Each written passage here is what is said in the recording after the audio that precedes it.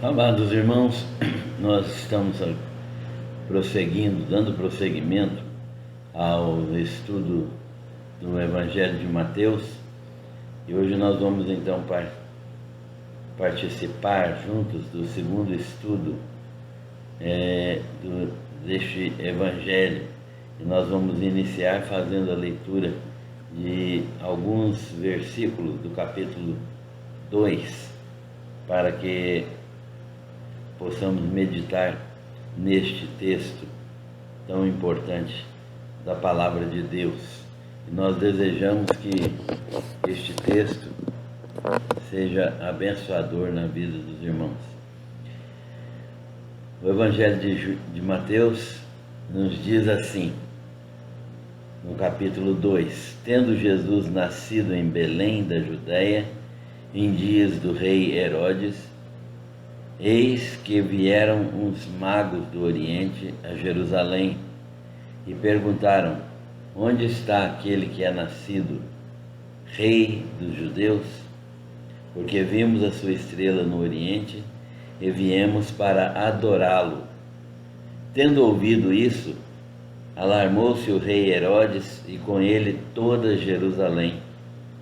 Então, convocando todos os principais sacerdotes e escribas do povo, indagava deles onde o Cristo deveria nascer. Em Belém da Judéia, responderam eles, porque assim está escrito por intermédio do profeta: E tu, Belém, terra de Judá, não és de modo algum a menor entre as principais de Judá, porque de ti sairá o guia que há de apacentar o meu povo Israel. Com isto, Herodes, tendo chamado secretamente os magos, inquiriu deles com precisão quanto ao tempo em que a estrela aparecera. E enviando-os a Belém, disse-lhes: Ide informar-vos cuidadosamente a respeito do menino, e quando o tiverdes encontrado, avisai-me para eu também ir adorá-lo. Depois de ouvirem o rei, partiram, e eis que a estrela que viram no Oriente os precedia, até que, chegando, parou sobre onde estava o menino. E vendo eles a estrela, alegraram-se com grande e intenso júbilo. Entrando na casa, viram o menino com Maria, sua mãe. Prostrando-se, o adoraram, e abrindo seus tesouros, entregaram-lhe suas ofertas: ouro, incenso e mirra. Sendo por divina advertência prevenidos em sonho para não voltarem à presença de Herodes, regressaram por outro caminho. Esse texto é uma parte do capítulo 2 que nós vamos estudar hoje à noite. Nós queremos meditar nesse texto para nossa edificação. Vamos orar neste momento. Senhor nosso Deus e nosso Pai, nós te agradecemos pela tua palavra lida e pedimos ao Senhor que, ao meditar sobre os acontecimentos nela relatados, que o Senhor nos ajude a pensar de modo que a palavra do Senhor fale profundamente ao nosso coração e de modo que nós possamos viver na prática os princípios que dela nós tirarmos. Abençoa-nos, pois, nós pedimos e agradecemos em nome de Jesus. Amém.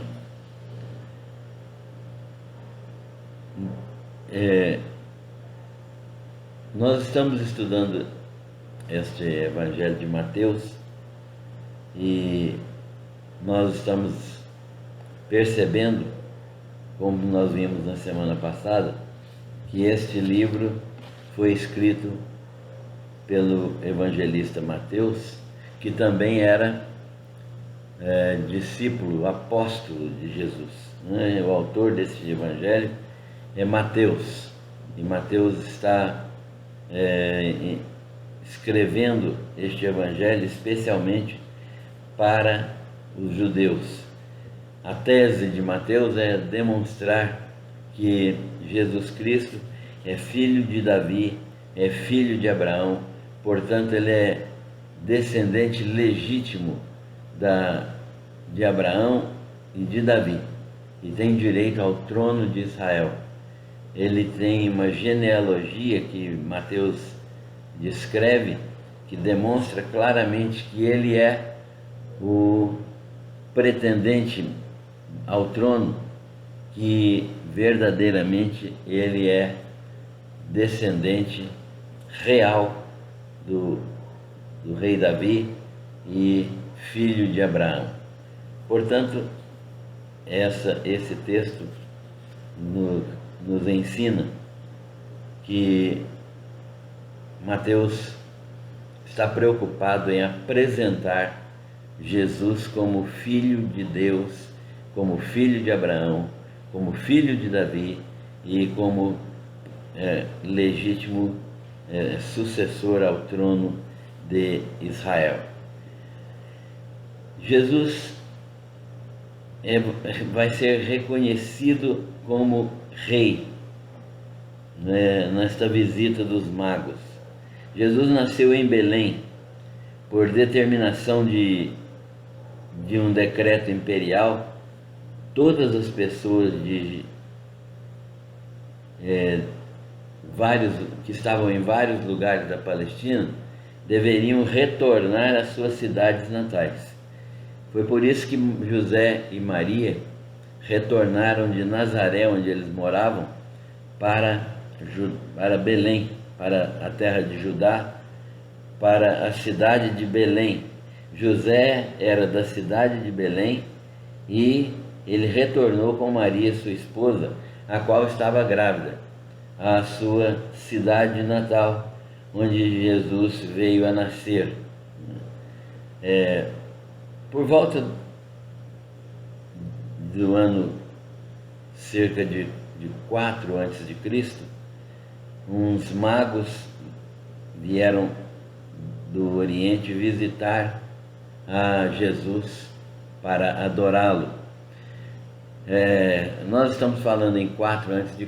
porque, na verdade, por erros cometidos, né, quando se estabeleceu o calendário gregoriano, por erros cometidos, se colocou o nascimento de Jesus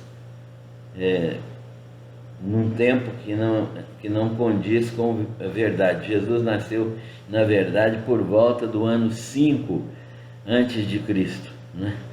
É interessante esta condição, né, em que Jesus nasce antes de Cristo, mas é porque houve um erro na constituição do calendário gregoriano. Cerca do ano 4 antes de Cristo, então, uns magos vieram do Oriente visitar o menino para adorá-lo. Os magos não eram reis. Nós falamos às vezes, né, nas nossas festas natalinas, nós falamos dos reis magos, mas os magos não eram reis. Na verdade, eles eram provavelmente sacerdotes ou sábios, conselheiros de algum rei que moravam na Mesopotâmia, a região da antiga Babilônia. Há registros de antigos astrólogos que, interpretando fenômenos astronômicos como sinais do nascimento de reis, né, chegaram à conclusão de que haveria um rei que nasceria por volta desta ocasião. E isso pode ser até uma alusão à estrela de Jacó, que nós lemos em Números 24:17, e que foi profetizada por Balaão. Na verdade, nessa ocasião, Jesus tinha mais de 1 ano quando os magos chegaram a Jerusalém. Nós temos a ideia de que Jesus recém-nascido estava ali quando os magos chegaram, mas não era mais um recém-nascido, né? Era, na verdade, um infante de mais de 1 ano, talvez próximo de 2 anos. Nós não temos muita certeza, mas o certo é que nessa ocasião Jesus já tinha mais de 1 ano e menos de 2, quando Herodes decretou a morte de todas as crianças menores de 2 anos, quando ele foi enganado pelos magos, né? O fenômeno natural ou sobrenatural da estrela de Belém foi usado por Deus para que os magos fossem os primeiros a reconhecer a divindade de Jesus e seu triplo ministério de profeta, de sacerdote e de rei. Jesus, portanto, foi reconhecido por esses magos como o rei que havia sido prometido desde o Gênesis, na bênção de Jacó, já havia sido prometido ao povo de Israel. E então esse rei é Jesus, e ele foi visitado e adorado pelos magos, que fizeram uma oferta de ouro, incenso e mirra, né? Ouro falando da sua realeza, da sua divindade, incenso falando do seu ministério sacerdotal, e mirra falando da sua morte na cruz do Calvário. Esses, portanto, era o ministério de Jesus previsto e predito nesta visita dos magos, né? No modo como eles trataram Jesus. E nós encontramos que o cumprimento da profecia é bem claro no livro de Mateus. Os magos inquiriram em Jerusalém sobre o nascimento de Jesus, e isso alarmou a todos, principalmente a Herodes. A inquisição dos mestres da lei, né? Herodes manda chamar os mestres da lei e os inquire. E em resposta eles dizem que, segundo a profecia de Miqueias, a profecia de Miqueias 5:2, demonstra que o guia de Israel deveria nascer na cidade de Belém. Herodes então orienta os magos a irem até Belém, descobrirem sobre o menino e voltarem para avisá-lo, porque ele queria ir adorar o menino, mas na verdade o que Herodes queria era realmente matar o menino, que era um candidato sério ao trono que era ocupado por Herodes. Então eles seguiram a estrela, os magos seguiram a estrela que parou sobre o local onde estava o menino, e encontraram ali o menino com sua mãe. E eles tiveram grande júbilo, grande alegria por verem novamente a estrela sobre o local onde estava Jesus. E o adoraram oferecendo ouro, incenso, mirra. E os primeiros pais da igreja cristã atribuíam significados simbólicos às 3 oferendas dos magos: ouro simbolizando sua divindade, incenso, sua pureza e sua influência, seu papel sacerdotal, e mirra simbolizando a sua morte na cruz.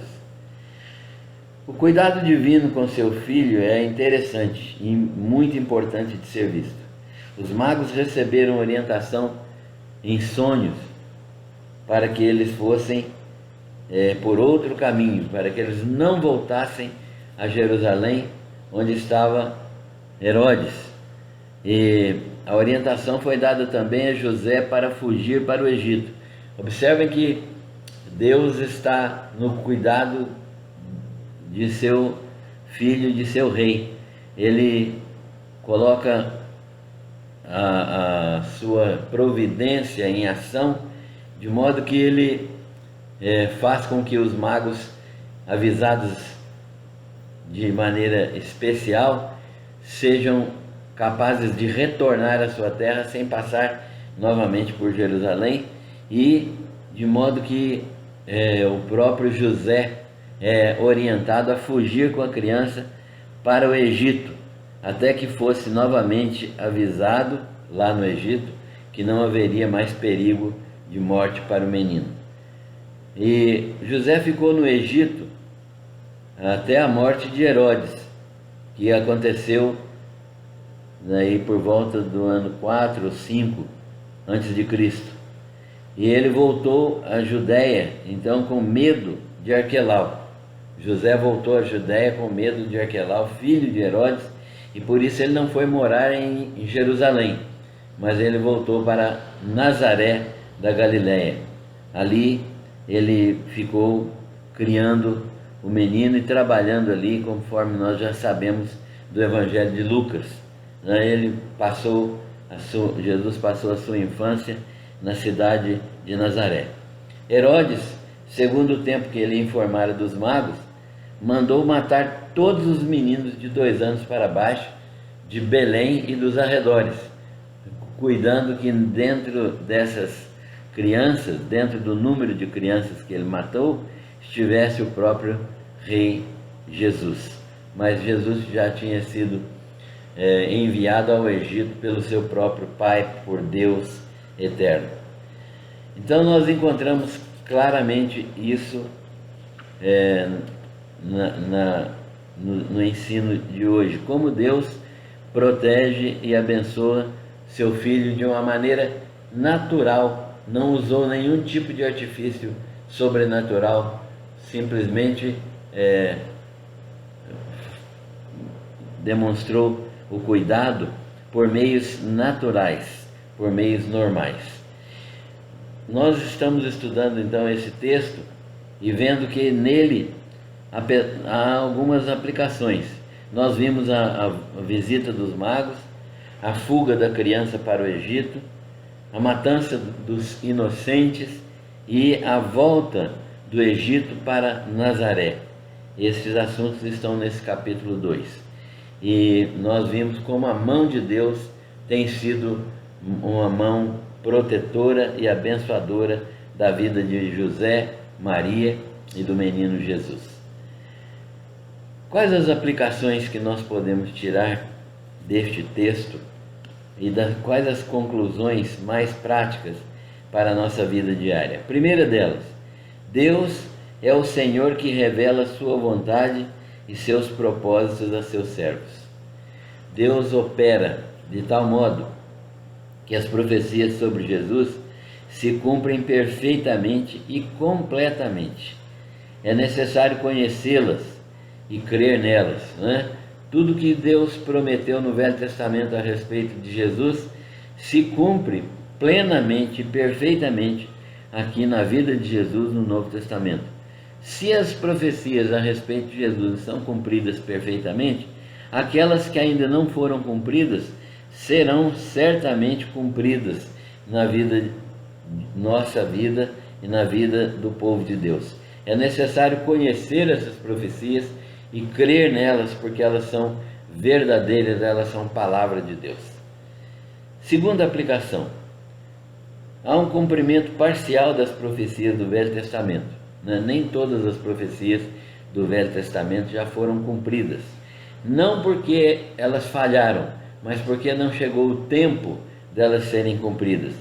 De um modo completo e integral, elas serão cumpridas claramente, e isso significa que há também um sinal claro de que as demais profecias que ainda não foram cumpridas serão cumpridas plenamente, porque se já foram cumpridas em parte, significa que o todo também será cumprido. E o cumprimento parcial das profecias do Velho Testamento, portanto, indica o cumprimento das demais profecias. Terceiro, o próprio Deus estava envolvido na consecução dos seus planos eternos. Vemos isso no modo como Deus cuida de detalhes na vida de José e de Maria, na vida dos pastores, na vida dos anjos, na vida de Jesus, na vida de Herodes, né? Nós podemos ver que Deus está cuidando de todos os detalhes para que tudo aconteça de acordo com a sua vontade perfeita. Você é capaz de perceber Jesus cuidando de detalhes na sua própria vida? Jesus cuida de detalhes no seu modo de viver? Quarto, os magos eram sábios, estudiosos do movimento dos astros, e eles vieram adorar o rei nascido. Os sacerdotes e escribas, mestres da lei, embora conhecedores da profecia, não se moveram para adorar Jesus. Os magos, que não eram nem descendentes de Israel, que eram homens de outra religião, de outros locais, de outras nações, aprenderam com a observação dos astros que Jesus nasceria e vieram adorá-lo. Herodes estava pronto para matar Jesus. Qual é a reação normal na qual você se encaixa? Como é a sua relação com o Senhor Jesus Cristo? Não é? Como é que você se encaixa? 3 reações distintas. A primeira dos magos que vieram adorar. A segunda dos sacerdotes e escribas que deveriam adorar Jesus, reconhecendo-o como Senhor, e não o fizeram. E a de Herodes, que quis matar a Jesus. Nós precisamos nos identificar com uma dessas reações. É melhor que seja com a reação de adoração ao Senhor Jesus. Nós vimos Deus falando, usando métodos sobrenaturais, anjos, sonhos e visões. Mas na carta aos Hebreus nós sabemos que não é o método usual de Deus falar por esses modos agora. Deus fala-nos agora pela sua palavra, pelo seu Santo Espírito. Como você pode ouvir a voz de Deus hoje? A vida humana de Jesus de Nazaré seguiu seu curso normal, humano. Não havia um milagre a qualquer dificuldade ou qualquer problema. Ele viveu como um de nós. Jesus Cristo não tinha um milagre na manga, uma carta na manga, todas as vezes que ele precisava de enfrentar alguma dificuldade. Pelo contrário, ele viveu como qualquer um de nós viveu, de maneira sem pecado, mas passando por todas as circunstâncias naturais da vida, em perfeita obediência a seus pais e em submissão a Deus. Como lidar com nossa tendência natural de querer ver nos nossos problemas serem resolvidos milagrosamente? Mateus está defendendo a tese de que Jesus Cristo é o Rei de Israel e que ele é descendente de Davi e que ele é filho de Abraão. Demonstra sua humanidade relatando episódios de sua vida e como os cuidados de seus pais foram necessários. Jesus é, na verdade, cuidado pelos seus pais até chegar à sua idade ministerial. Mas ele é apresentado como rei. Ele é o seu rei, ele cuida de você como um pai. Se Deus cuida de você como um pai, então você pode se dar por feliz, porque Deus cuidou do próprio Jesus como um pai e abençoou Jesus como um pai. Jesus é o seu rei? Se não é, precisa ser. Que Deus nos abençoe nesta palavra, para que nós conheçamos mais e mais de Jesus e para que nós possamos entender os cuidados de Deus para conosco. Que Deus nos guarde e nos proteja de todo mal. Amém.